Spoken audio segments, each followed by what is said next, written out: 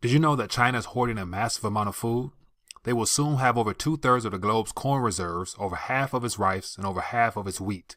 But when asked about it, China lies. So what does China know that we don't? China is the world's #1 importer, relying on the rest of the world to keep their people fed. This makes them the canary in the coal mine when it comes to global food shortages. As Americans, we need to be prepared for potential food shortages. That's where 4Patriot Survival Food comes in. Their kits are compact, stackable, and have received a 5-star review for their flavor and taste. And right now you can get 10% off your first purchase by using code RTD at checkout at 4patriots.com. Don't wait, prepare today. Once again, use code RTD at 4patriots.com and save 10% on your first purchase. Hello and welcome to RTD TV with Tom. Sorry, got a little hung up. I was about to introduce my own channel. My name is Tom, and I am a contributor here at RTD TV. Let me start off with a quick disclaimer. My views, opinions, and everything I say are my own. They are not condoned by, endorsed by, agreed upon, or reviewed by Mike or anybody else. So, especially when it comes to politics, they're my opinions. Also, I have my beliefs, but I'm also very, very, very much up to debate. So if I say something you don't like or disagree with, feel free to let me know in the comments section.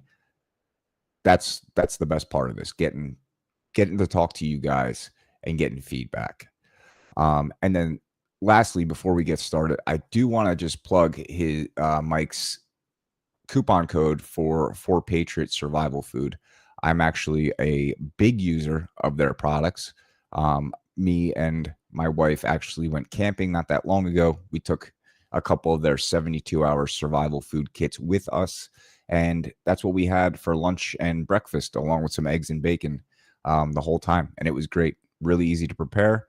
So if you're into it, I highly recommend checking it out. And of course, use Mike's coupon code to support the channel.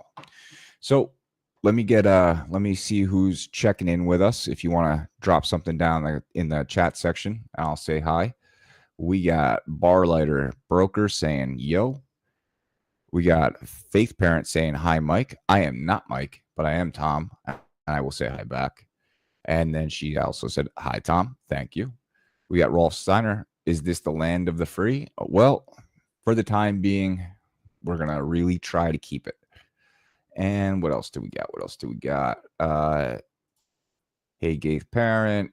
We got Debt Slave here. Yep, me too. I think pretty much all of us, we're all in that category. Okay, so enough of that. We are going to be discussing the perils of political persecution and what happens when it is deemed to be acceptable or not important. And this comes at a very prescient time, considering Donald Trump was just indicted today federally in Miami. And I've decided that I'm going to keep this as politically neutral as possible. I'm sure if you've watched my channel, watched me on this channel enough, you know how I feel about Trump. You know my politics. That's not the point of this. What I want to talk about today is what happens when a large enough group of a society decide that that politics doesn't affect me and it's not important, and whatever happens is preordained, or B, when people cheer on despotism when people cheer on the persecution of their political rivals solely because they disagree with their politics. Okay, and I'm going to start off with I guess this is a poem or a quote that's very, very, very popular. I'm sure you guys have all heard it before. It's by Martin Niemöller. Okay, and this was after World War II. He says, "First they came for the communists, and I did not speak out because I was not a communist. Then they came for the socialists, and I did not speak out because I was not a socialist. Then they came for the trade unionists, and I did not speak out because I was not a trade unionist. Then they came for the Jews, and I did not speak out because I was not a Jew. Then they came for me, and there was no one left to speak out for me. And I think that really sums it all up, because as much as you might say, hey, I'm not a MAGA wearing or a MAGA cap wearing Trump supporter, or I don't stick my head up above the sand, they're not going to bother me, or I just want to be left alone and be self-sufficient, politics doesn't matter. I can't remember who said it, but you might not care about politics, but politics care an awful lot about you. And we're going to get into some, I think maybe about 4 examples of historical events where people were persecuted, arrested, sometimes done away with for political reasons, advance one group or one person's political agenda and their path towards power. And we're going to start off with the French Revolution. Okay, so the French Revolution, okay, and let me just put a quick disclaimer. I'm not a historian. I just like history. I've read a lot of books about history. I have done a lot of research about history, but I am by no means an expert. I'm pulling up some visual aids. I'm going to fill in certain other parts. If I get something wrong, let me know. It's not intentional, but I've always been bad with dates. I know the stories, bad with dates. So with that disclaimer, let's go ahead and start with the first example I have of solving political problems by means outside of the norms. Okay. And let me just start by saying that also that a lot of people look at the past through the lens of today, through our norms and what we find to be normal in today's society. We view history that way. But then at the same time, those same people will use history to somehow look toward the future. And you have to be able to balance those two things. We got to understand the past, but we also have to recognize what's going on around us. And when we recognize a problem, then we can compare it to the past to maybe somehow aid us in getting through what is happening at this time. Okay. So the French Revolution, just a quick summary. The Jacobins take over. At this time in France, there's massive economic problems, and that's a common theme throughout. There's massive economic problems. Okay. And we have a man named Robespierre. Robespierre was a lawyer. He was basically nobody. I think he was born into aristocracy. Okay. And he becomes the face of the Reign of Terror. And I'm going to read you a little bit about him. Robespierre became increasingly popular for his attacks on the monarchy and his advocacy of democratic reforms. Sounds good, right? Progressivism. We want democracy. In April 1790, was elected president of the powerful Jacobin political club. After the downfall of the monarchy in August 1792, Robespierre was elected first deputy for Paris to the National Convention. The convention abolished the monarchy, declared France a republic, and put the king on trial for treason, all measures strongly supported by Robespierre. The king was executed in January 1793. And we'll get to that. So King Louis the, what is this, 16th, and Marie Antoinette, they were deemed to be oppressive. They were deemed to be the oppressors. And in Robespierre's France, they weren't having that. This was a very socialist movement in a lot of ways. And they used the people. They took the free floating anxiety that the people had, okay, about their lack of their ability to redress grievances with their government, about their economic woes, about many of them starving. You have that famous saying of Marie Antoinette when she's told, the people have no bread. and she says, let them eat cake. So you have this flippant, just seemingly oppressive nature of the monarchy. So Robespierre, with all of his progressive ideas, decides that he is going to channel the free-floating anxiety of the people and direct it at the monarchy. And that's what he did. So he was in charge of a thing called the Reign of Terror. Okay. And the Reign of Terror was basically just the arrest and execution of nobility, aristocracy, or anybody who got in their way. The committee began the Reign of Terror, ruthlessly eliminating all those considered enemies of the revolution. These included leading revolutionary figures such as George Danton. In May 1794, Robespierre insisted that the National Convention proclaim a new official religion for France, the cult of the supreme being. So you can see how maybe this guy had good intentions. I don't think he did, but this is what he portrayed to the people. You want progressivism, right? You want to progress this society that we have. You are all hurting. You are all disenfranchised. And I'm going to offer you a solution. He gets into power, and what does he do? He arrests King Louis and Marie Antoinette. So he arrests them, puts them to death brutally, and their entire family, if I'm not mistaken. Okay. Robespierre is eventually, because he's just too out of control, he himself gets overthrown. Maximilien Robespierre, the architect of the French Revolution's reign of terror, is overthrown and arrested by the National Convention. As the leading member of the Committee of Public Safety from 1793, Robespierre encouraged the execution, mostly by guillotine, of more than 17,000 enemies of the revolution. 17,000 enemies of the revolution. Let me ask you guys in the chat, who do you think defined an enemy of the revolution? Do you think they had bullet points and criteria that said that if you fit X, Y, and Z criteria, you're an enemy of the revolution?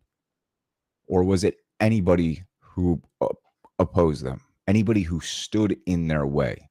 Anybody who posed a threat to their rule? It's a rhetorical question. But again, this is what happens. And now I understand we're talking about modern day. We're talking about a sitting leader arresting a political opponent in Donald Trump. This is a revolution, a socialist, quasi-communist revolution. Okay?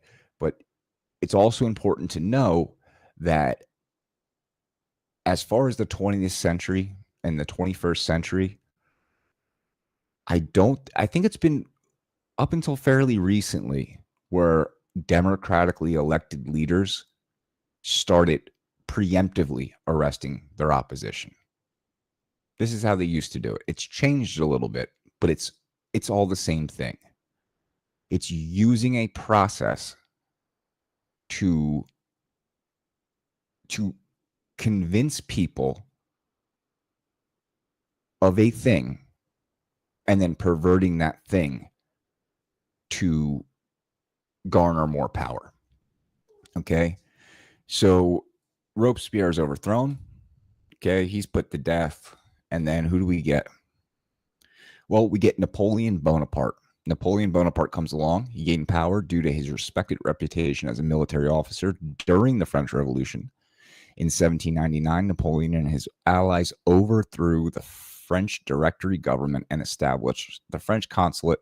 Napoleon was elected in a rigged election, the first consulate, and then became an emperor. So, let's assume that Robespierre and his crew had the best of intentions. Let's assume the Jacobins really cared about the people. Let's assume they did. These are the unintended consequences. The butterfly effect. You start with the idea that the people's oppression is linked to two individuals, you extort that for power, you yourself are then taken out, and you institutionalize the thing that you claimed to be fighting to begin with.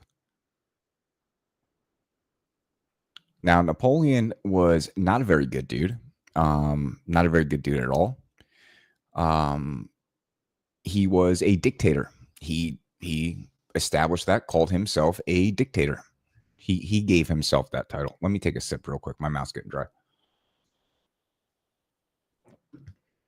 So, with France, the major power in Europe, in 1804, Napoleon declared himself emperor, a higher rank than king. He introduced the special benefits of the monarchy, granting titles of nobility to 3,000 of his favorite citizens, including family members.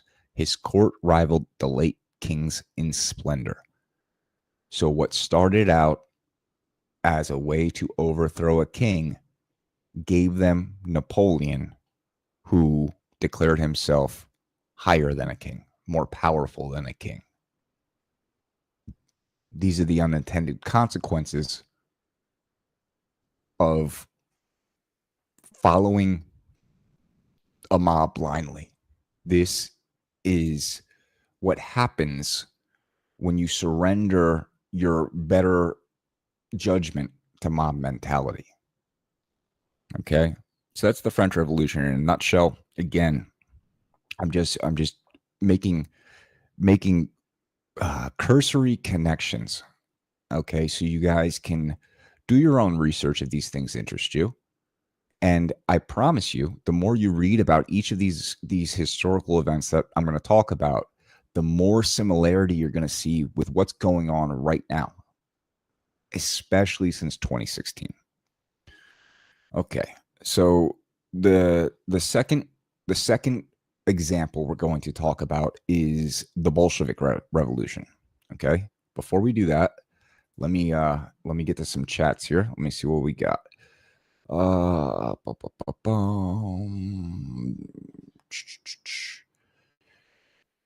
Rolf Steiner, you want transhumanism, transgenderism? Okay, we'll give it a try. See how you like it. I don't think we should give that a try. France had paper money in the 1790s, massive hyperinflation. Yes, actually, that's completely true. I believe the Jacobins, they had to do a couple different currencies, because after they took over from the aristocracy and the monarchy, they didn't know what the hell they were doing, and they just had to just wing it, and the whole thing collapsed on them. This is very important. If they get Trump, we're definitely next. Yes. And I'm actually going to touch on this with the Bolsheviks and the Soviet Union. It's very important to understand. I don't care if you like Trump. Okay. Let's assume you don't like Trump. It does not change what is happening right now. Okay. Be clear with yourself that the current man in power, former Vice President Joe Biden, is trying to incarcerate a man that I would venture to say half or more of this country love, who is his leading political opponent,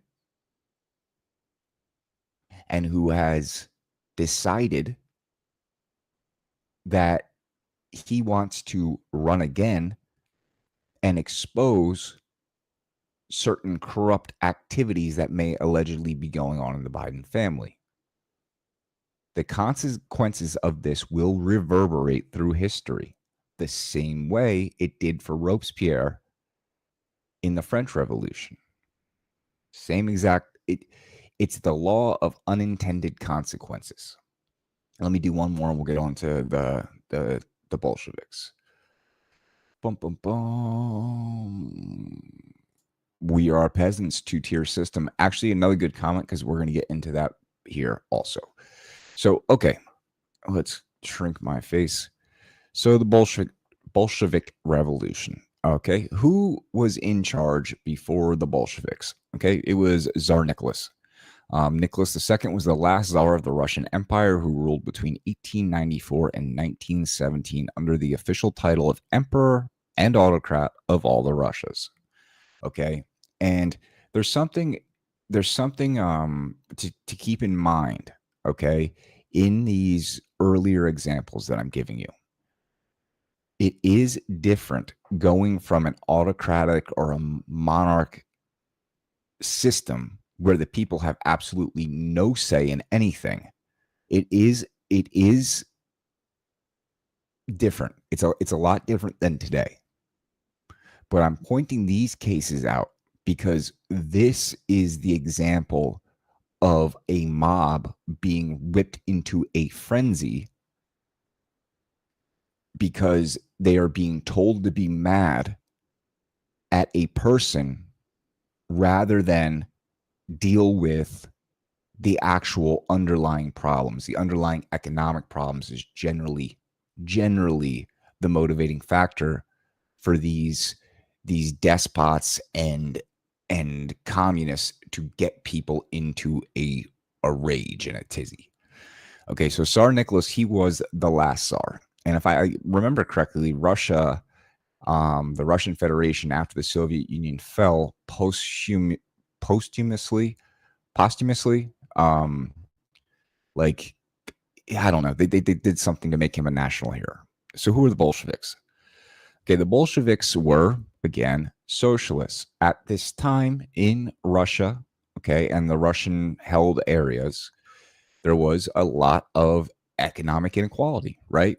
There were areas that were industrialized because this is the early 1900s. You have the Industrial Revolution going on. There were areas that were just agrarian. They were farmers. Okay, so there were a lot of poor areas. There were richer areas. Okay, it wasn't a good time for the people of Russia under Tsar Nicholas. That is not up for debate. I am not trying to debate that. Why I'm bringing this up is because just like in the French Revolution, the Bolsheviks used that unhappiness and that free-floating anxiety and that anger to fulfill their own political agenda. Okay? After forming their own party in 1912, the Bolsheviks took power during the October Revolution in the Russian Republic in November 1917, overthrowing the provisional government of Alexander Kerensky and became the only ruling party in the subsequent Soviet Russia and later the Soviet Union. They considered themselves the leaders of the revolutionary proletariat of Russia. Their beliefs and practices were also often referred to as Bolshevism. Okay? So they take power, and I'm not super familiar about that part of this history, but I believe they came to power somewhat legitimately. Okay, I would have to go back and read, or you can go back and read yourself. Okay, either way, once the Bolsheviks are in power, what is the first thing they have to do? They need to make sure there is nobody that can challenge their rule. You can't have a revolutionary government take power if there's still a populist leader or the former leader who can command the respect, admiration, and loyalty of a large percentage of the population. So, of course, the next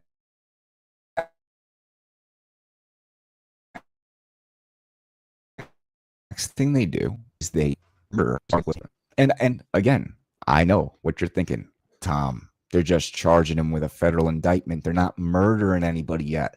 Yet is the key word. Maybe it's hyperbolic. Maybe we need to start being more hyperbolic. I don't know the answer. Alls I know is what I know, and alls I can react to is what I'm seeing now. And what I'm seeing now are alarming similarities between the past and today. So let's read about what the Bolsheviks did to Tsar Nicholas and his family.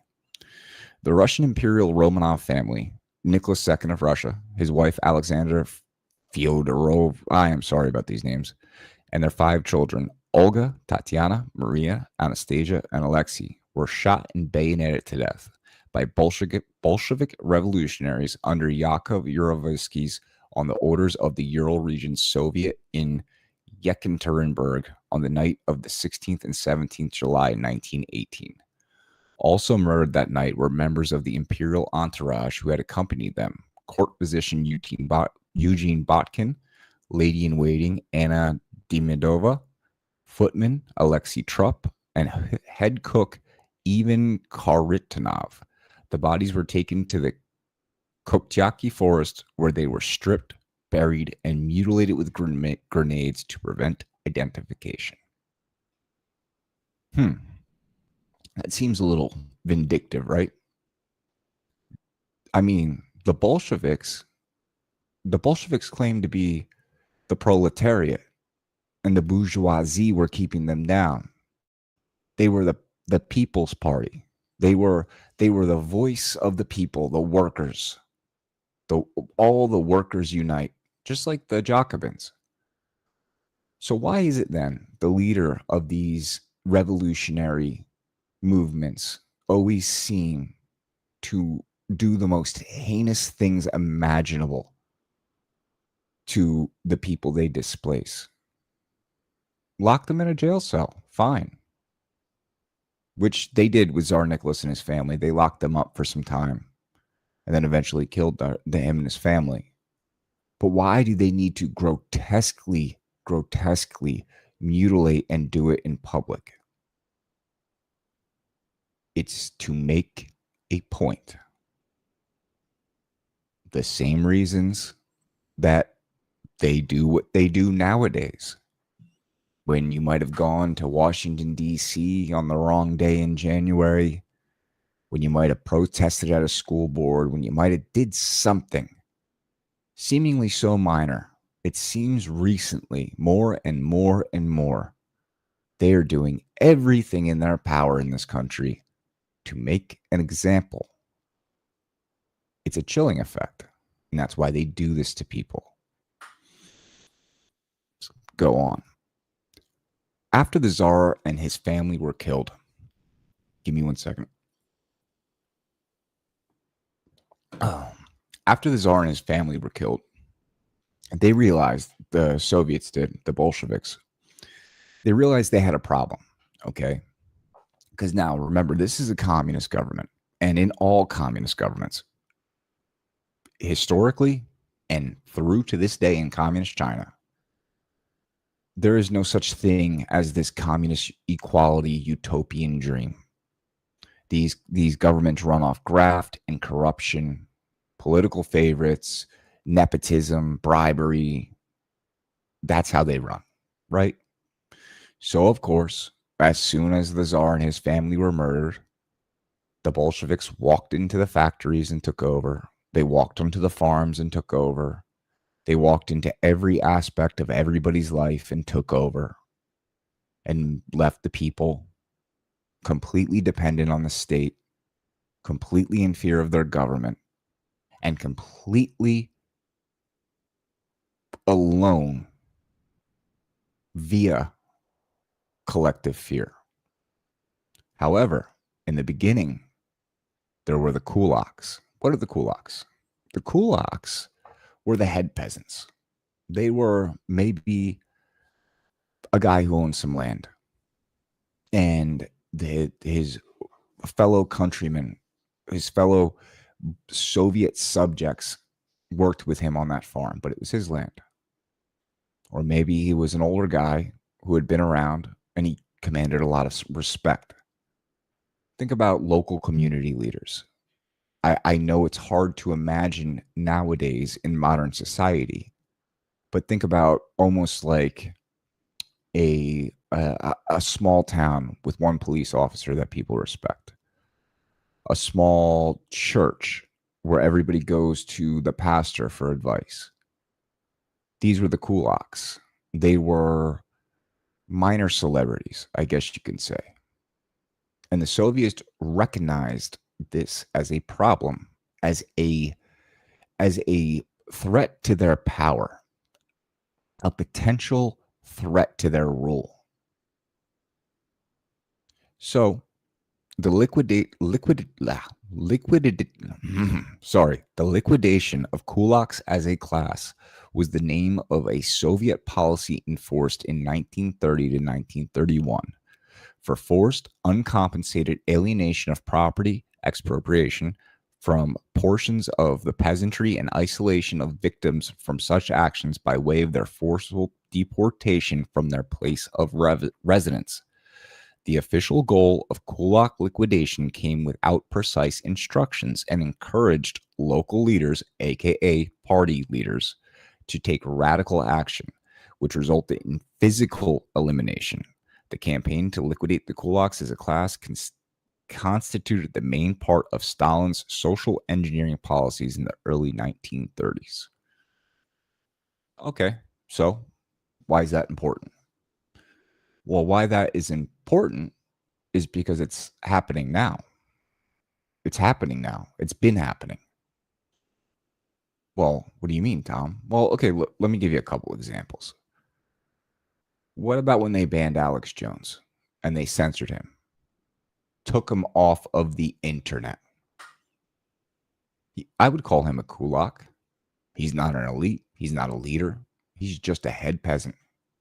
A guy that commands a lot of respect from a lot of people. Like him or not, it's the truth. So they came for Alex Jones.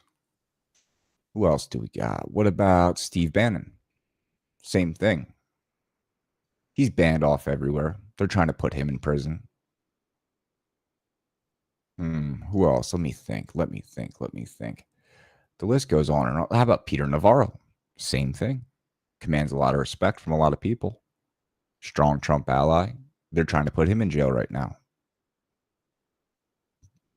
The current regime is running de-kulak because they're getting rid of the kulaks here too. That's why you see these social media oligarchs and these big tech companies, they ban people. It's not because what they're saying goes against what they feel personally. These social media companies, whether of their own volition or on the direction of the regime, they're not banning people because their ideology or their words don't fall in line with the current woke agenda. No, they're banning people because it poses a threat to their rule. If you have an Alex Jones or an Andrew Tate or a Steve Bannon out there rallying the troops, giving them the truth, and in this info war fighting back against the regime lies, that, my friends, is the reason they are banned. They are banned because they pose a significant risk to corrupt leaders. That is why. And then what happens when a group of psychos convinces a hurting people that all of their problems lie in capitalism and the czar and his family? What is the ultimate, how does that end? How does that end? In some, probably somewhere between 28,326,000 and 126,891,000 people were killed by the Communist Party of the Soviet Union from 1917 to 1987. And a most prudent estimate of this number is 61 million people. Now again, oh, Tom, that's hyperbolic. We're not killing anybody. We're not taking people's land. I mean, we don't have a bunch of socialists trying to form a revolutionary government. Oh, wait a second. Yeah, all of those things are happening. Well, minus the killing. It is vitally important that all of you watch this, all of you watching this, stay aware. I don't care if you like Trump, don't care if you like Biden. I don't give a rat's behind about your politics.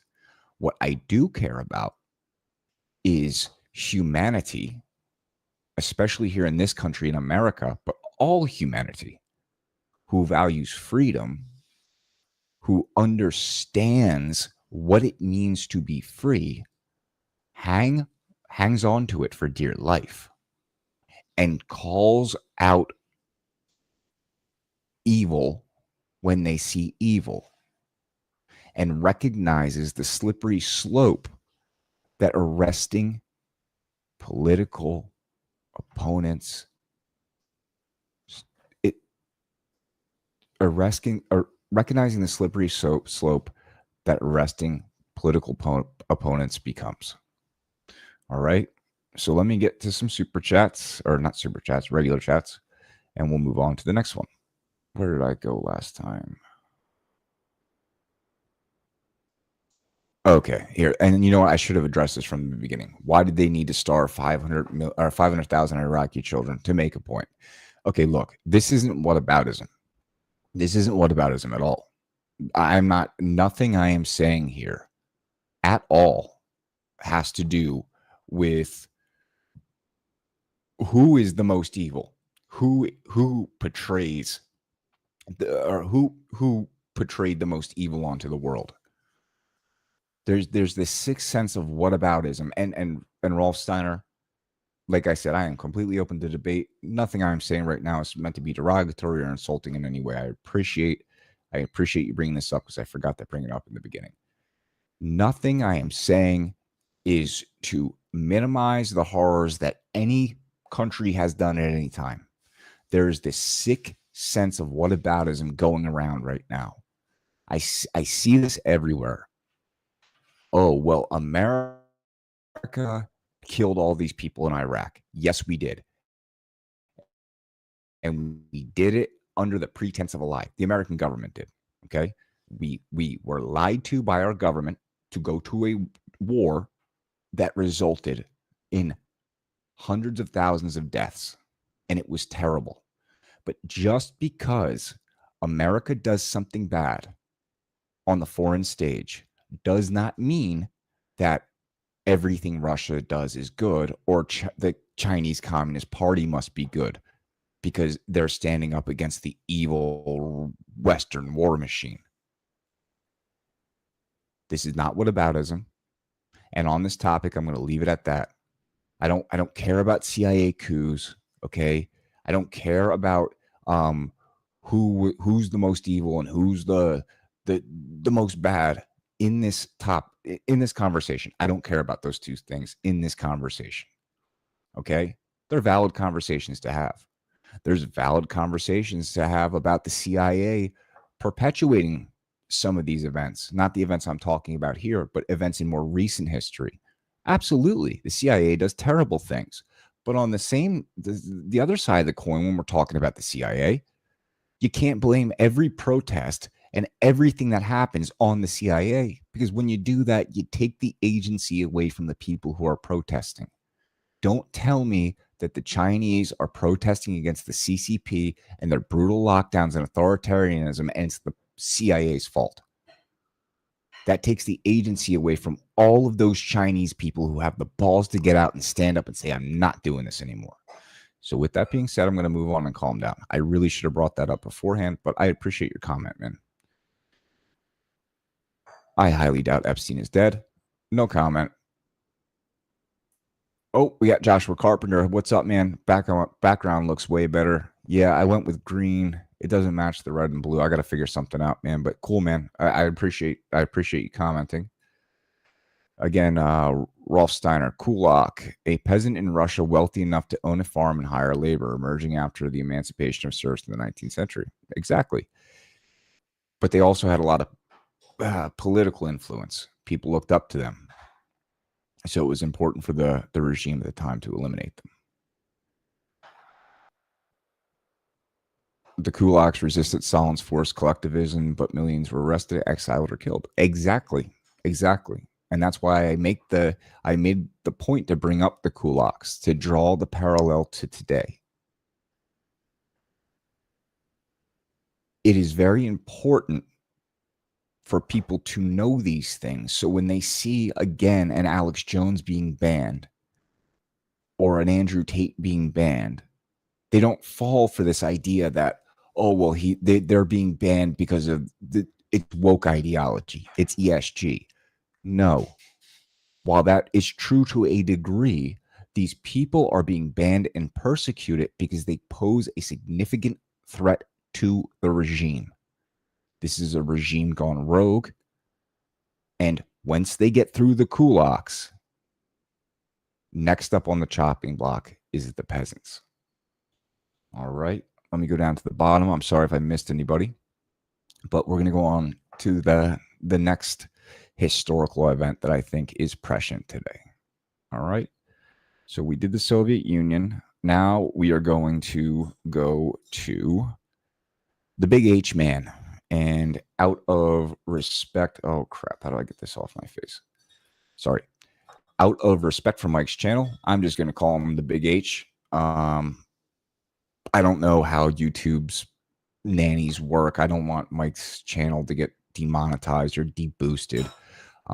So we'll get into the Yahtzees, right? So first of all, it's important to remember that the H-man was arrested himself prior to taking power, okay? In 1923, the Yahtzee Party was a small right-wing extremist group. I don't know why they call them right-wing. They were literally socialists. It's in their name, but whatever. In November of that year, they conspired to overthrow the democratic government of Germany by launching an ill-fated insurrection. The beer hall push was put down by the Munich police. Its ringleaders, including Adolf H-man, were arrested. H-man was convicted of high treason and sentenced to 5 years in prison. He served only 8 months of his sentence. In the aftermath of the beer hall hit, H-man decided on a legal path to revolution, the ballot box. Okay. So there's a lot of historians, there's a lot of people who think that if it were not for this arrest of the H-man, that he would never have done the things he did. That could be true. I could see that. I could see the vendetta. But I don't think that he got more evil by being in jail for 8 months. Just putting that out there. So, okay, what happens? So, the H-man gets elected, right? And there's this thing that happens. It's the Reichstag fire. Okay? And the Reichstag fire, the Reichstag is like a Capitol building, maybe.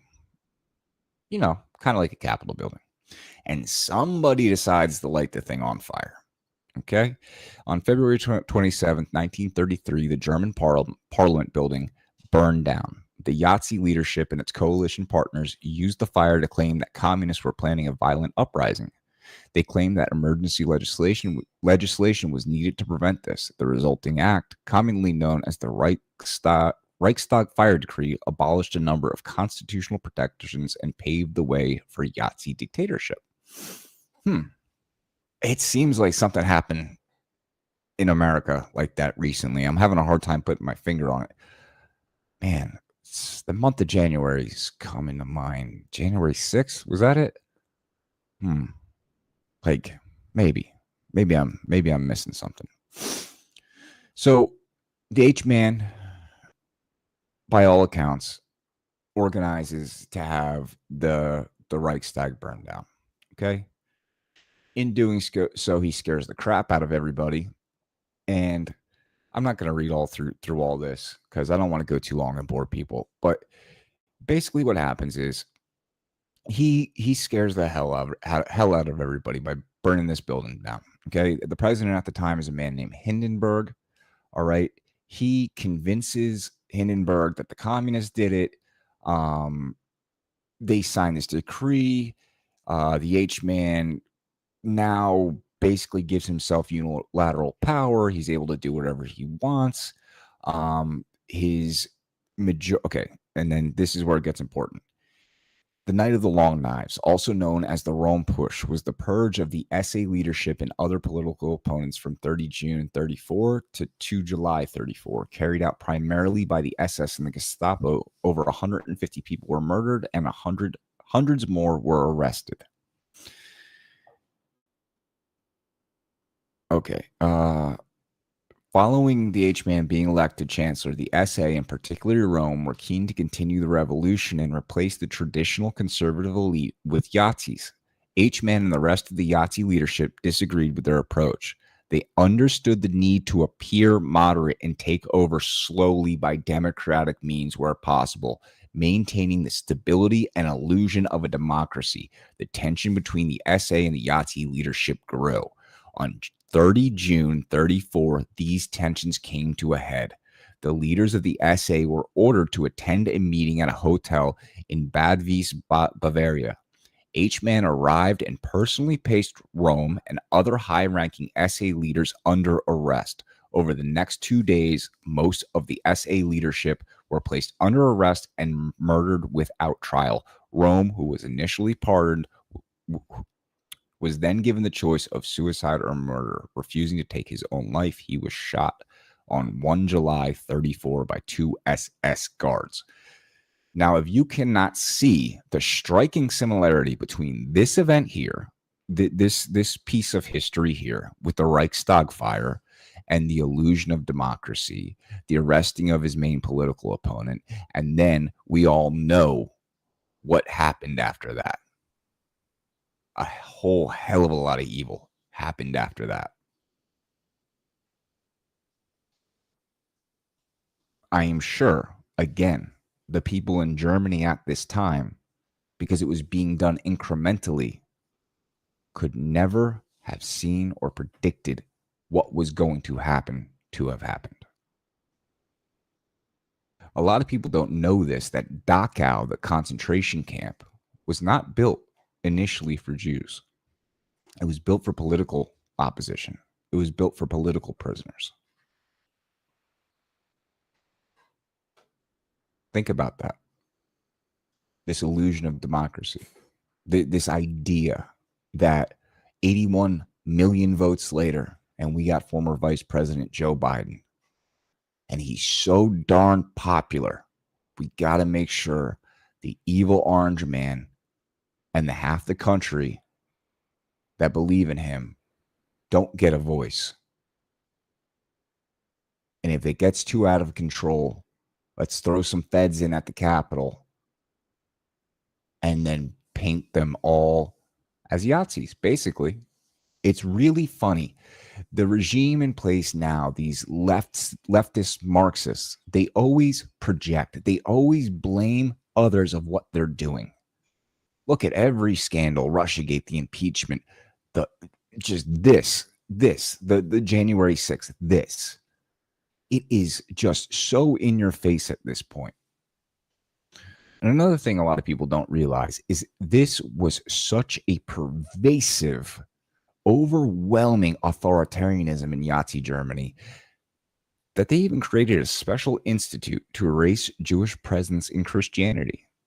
The institute produced a Bible that omitted the Old Testament and completely rewrote the New Testament. Jesus was portrayed as an Aryan hero of human origin who fought Jewish people.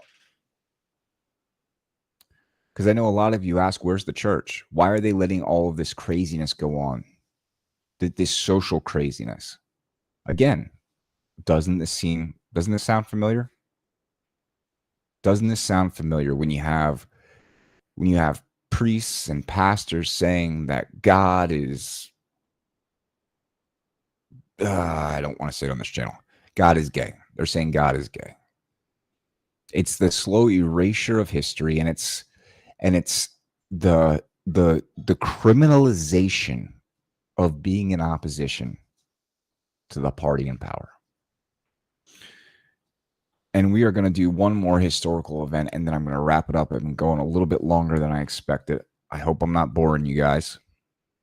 Let me see what I got here. Boom, boom, boom. Let me see.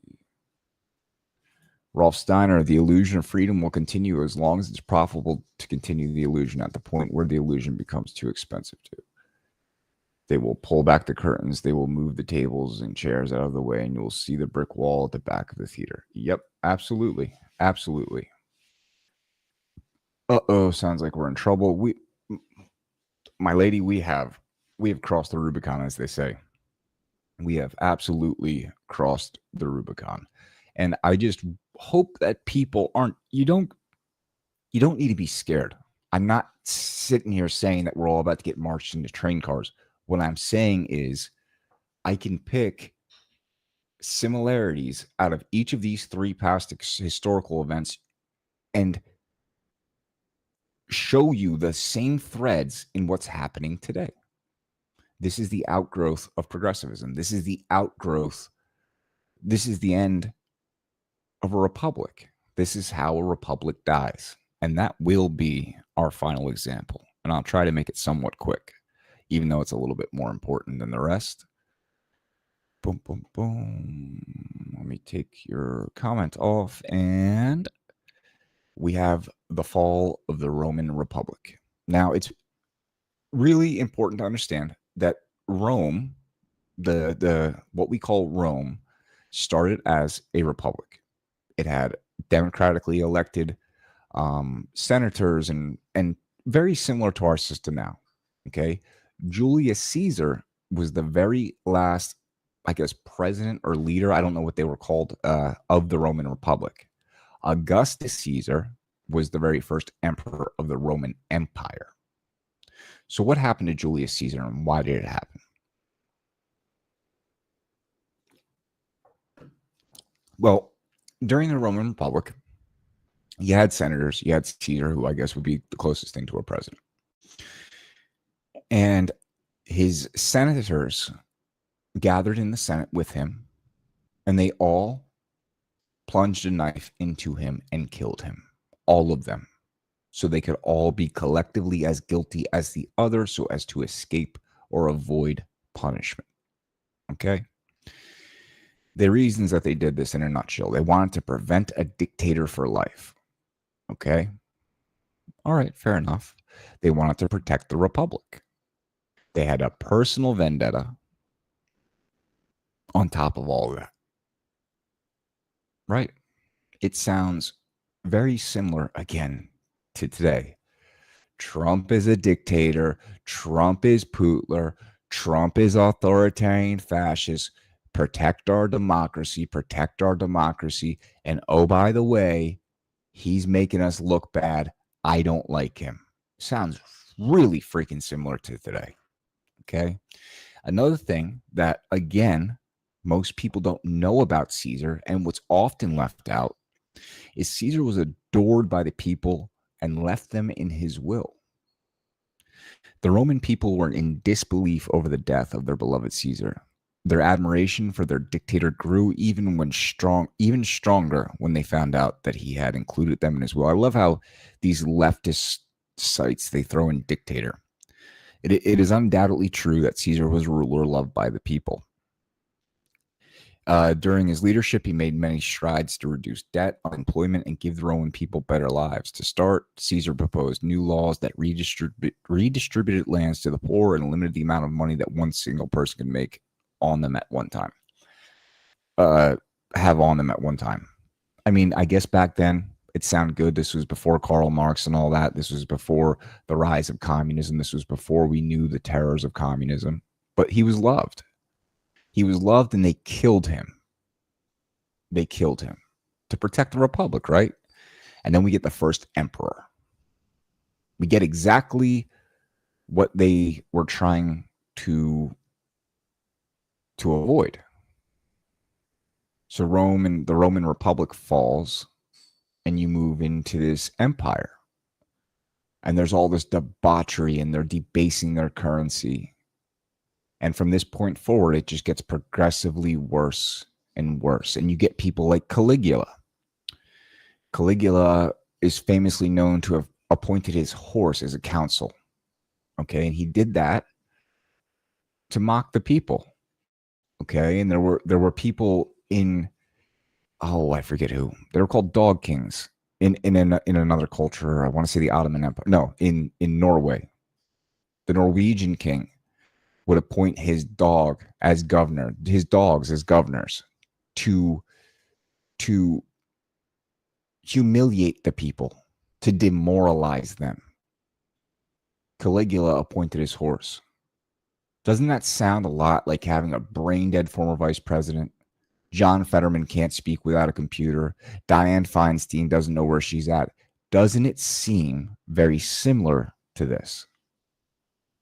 Doesn't it seem very similar that the senators who claimed to support and love Caesar were the ones that murdered him, stabbed him in the back? It seems a lot like the 2020 election, where the senators that were supposed to be helping Trump do an investigation, were the ones that ultimately stabbed him in the back.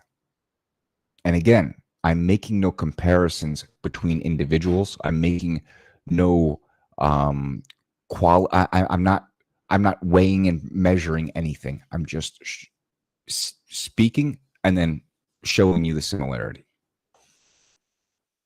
So it's just strange. It seems very similar to me. The murder of Caesar by his senators, the overthrow of Trump by this facade, this illusion of democracy. All of these people who are upset and angry, but they don't know why. The media who tells them it's the orange man. Then they get what they want and they arrest the orange man. But where does it stop? Does he die in prison? Does Alex Jones die in prison? Does Steve Bannon die in prison? Do we die in prison if we dare to speak up? If they can come for Trump and you say nothing because it's not you. If they can come for Alex Jones and you say nothing because it's not you. If they come for Steve Bannon and you say nothing because it's not you. If they come for Andrew Tate and they say you say nothing because it's not you. If they come for Tucker Carlson and you say nothing because it's not you. If they come for, who's next after this? Who's next? Because by my estimation, we're only a couple kulaks away from needing to ask for someone to come save us. We are in dangerous, uncharted times. And I hope you guys can understand the point I was trying to make by bringing these things up. No one event is completely a perfect description of today. But the summation of these events paints a very interesting picture, and it provides an interesting perspective by which to view today's events. There were a whole bunch that I left out. I was going to do about 10 of these, but I decided to just leave it with 4. And I'm going to mention a couple more. We have, in modern day, we have Alexei Navalny being arrested by Putin in Russia, his main political adversary. We have Imran Khan in Pakistan being arrested. Who else? I'm sure there's more that I'm forgetting, but it's still happening today. But it's not supposed to happen here. Just because it's not supposed to doesn't mean it won't. There's also that, right? We are a great nation. We are an exceptional nation. We are the driving force that has helped to create all the greatness in this world because of freedom. But when you see things happening like this that fly in the face of everything this country was built on, it is incumbent upon you to say without fear, this is wrong. And you can do that without being a Trump fan. And you can do that without being a political geek. You can say that this is wrong at the dinner table without upsetting your family because you're talking about politics. It's an objective statement. What's happening right now in this country is wrong. It's going to leave us in a situation that we might not be able to get out of. And every last one of us will look back and say, man, I wish I would have done something. As for me, I don't want to be 80 years old, 90 years old, laying on my deathbed, wishing I could go back to today and speak up. So I'm speaking up here, and I'm doing the best I can. And I hope you guys like it. I'm going to get to a couple more comments, and then I'm going to sign off. I went a little bit long. I'm sorry if this was rambling. I tend to do that. Let me go down to the bottom, down to the bottom, down to the bottom, down to the bottom. What do we got? We choose truth over facts, Joe Biden. Yep, you can just reverse that, basically. Boom, boom, boom. What do we got? You are absolutely entitled to that opinion, man. Orange Man is a con man. That's fine. You are entitled to that opinion. It does not take away from what I'm saying, though. You can think whatever you want about the man. What is happening right now is wrong, though. In this country, we do not weaponize our legal system for political means, for political gains. Remember that the law is a very, very, very powerful weapon. It can strip you of your land, strip you of your wealth, put you in a cage, or even put you to death. The law is a very powerful weapon. So I don't care what anybody's personal opinion is of Donald Trump. The only thing that matters is this is wrong. And it's also important that you just don't file this in the back of your head as a distraction, or this is unimportant, or this is just a red herring. I know this is an economics channel mainly. That's what Mike does, and he does it great. And I respect Mike, and I respect his opinions. We differ on them sometimes, and I differ from you guys sometimes. That's fine. My goal in the last 2 videos that I've done is to just try to convey the importance of what's happening in our political situation, and also to convey the fact that it is not preordained and it is not hopeless. God gave us all free will. You can pray to God, but you swim away from the rocks. If you just go about your day-to-day life thinking this is all hopeless, it's all, or not even hopeless, this is meaningless, this is a distraction, I'm going to go buy gold and get in my bunker. You can do those things. It's a free country, and I will still respect you. However, if you choose not to take seriously what is serious and recognize as dangerous what is dangerous, then whatever happens, you deserve. I guess if that makes sense. I'm not trying to sound like an asshole. I'm trying to make a point. Orange Man is playing a role. He's literally one of them. Well, I'm going to disagree with that. You can think he's playing a role, but generally, you don't have the entire government trying to put you in jail if you're one of them. That's just, kind of common sense. Like Elon Musk, right? He's a real freedom fighter, but he doesn't seem to be getting thrown in jail. Let's see. Fetterman Biden 2024. It's a no-brainer. Yeah, I love that one. That's great. Whoever came up with that is a genius. But all right, guys, I'm going to leave that there. I really appreciate you watching this. If you like this channel, if you like what I said, leave a like, leave a comment. I do reply to the comments on Mike's videos. My YouTube handle is 12. So when I have time, I'll reply if you leave a comment. If you want to check out my videos, the link's down in the description. I'm the Coming Conflict on Rumble, and on Twitter, Getter and Truth, I'm at Coming Conflict. I would really appreciate it if you guys checked out my channel. Again, subscribe, tell me what you think, give me feedback. I'm not perfect. I make mistakes, and we don't need to agree. That's the great thing about being in America. As long as you're willing to have a discussion, I'm happy to have you here. With that being said, everybody, remember, in the information war, knowledge is power, but awareness is victory. God bless and good night.